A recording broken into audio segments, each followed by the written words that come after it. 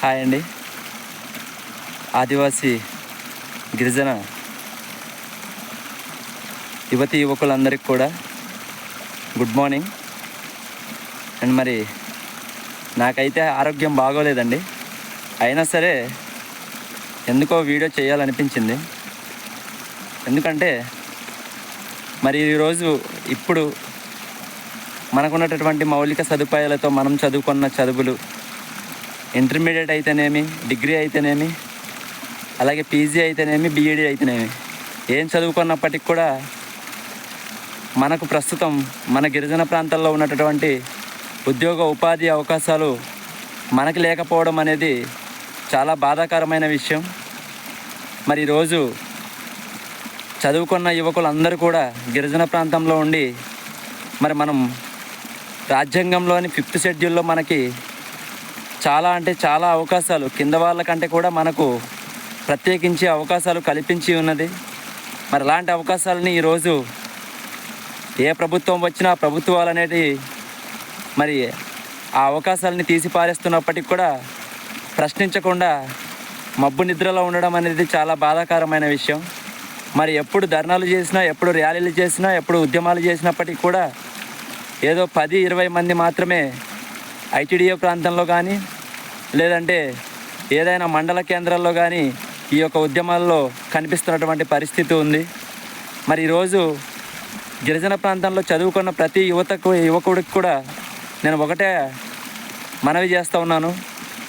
మరి మీరు ఎంత చదువుకున్నప్పటికీ కూడా మీ తల్లిదండ్రులు మరి వ్యవసాయమో లేకపోతే వేరే పనులు చేస్తూ మిమ్మల్ని కష్టపడి చదివించినప్పటికీ మరి ఈరోజు మనకు ఉద్యోగాలు లేకపోతే మన పరిస్థితి ఏంటి? మరి ఇలాంటి పరిస్థితి వచ్చినప్పటికి కూడా మీరు ప్రశ్నించడానికి ముందుకు రాకపోవడానికి అసలు ముఖ్య కారణాలు ఏంటి? మీరు గిరిజనులు కారా? మరి మీకు ఉద్యోగాలు వద్దా? మీకు ఉద్యోగాలు అవసరం లేదు, గిరిజన ప్రాంతంలో ఉన్న ఉద్యోగాలు గిరిజనులకి మనకు అవసరం లేదు, మాకు అసలు ఉద్యోగాలు అవసరం లేదనుకుంటే మీరు ఉద్యమాల్లో పాల్గొనవలసిన అవసరం లేదు. మేము గిరిజనులమే, మేము మౌలిక పరిస్థితులు లేనటువంటి పరిస్థితుల్లో మేము చదువుకున్నాం. అసలు బడులు ఉన్నప్పటికీ కూడా చిన్న చిన్న రేకుల షెడ్యూల్లో లేదైతే ఏదో మనకి మనం మాత్రమే నిర్మించుకున్నటువంటి ఒక పూరి గుడిసెల్లో చదువుకున్నటువంటి యువకులు చాలామంది ఉన్నారు. మరి అలాంటి పరిస్థితుల్లో చదువుకొని మనం గిరిజనేతరులతో, మైదాన ప్రాంతం వాళ్ళతో మనం పోటీ పడాలంటే ఈరోజు ఎంత కష్టమైన పరిస్థితో అది మీ అందరికీ తెలుసు.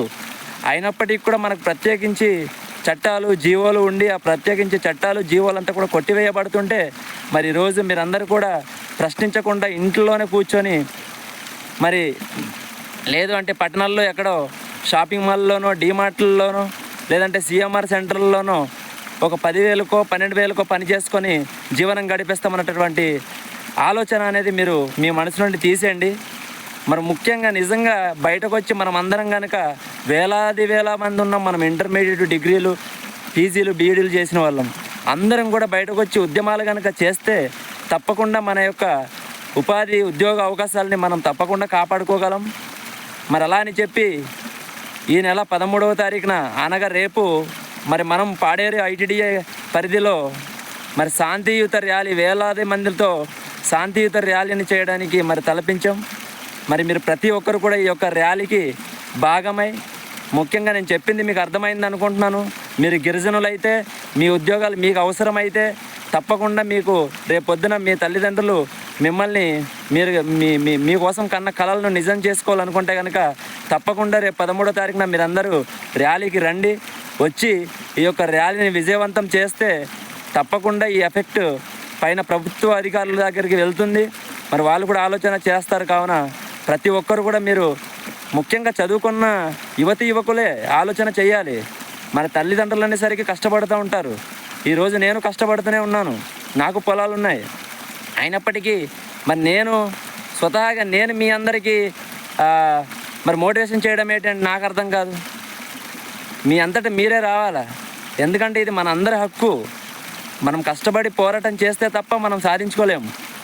కావున ప్రతి ఒక్కరు కూడా ఈ వీడియో చూసి మీ అంతటా మీరుగానే 13వ తారీఖున అంటే రేపే సోమవారం నాడు మరి పాడేరులో జరుగుతున్నటువంటి ఐటీడీఏ ప్రాంతంలో శాంతియుత ర్యాలీ చేస్తున్నాం.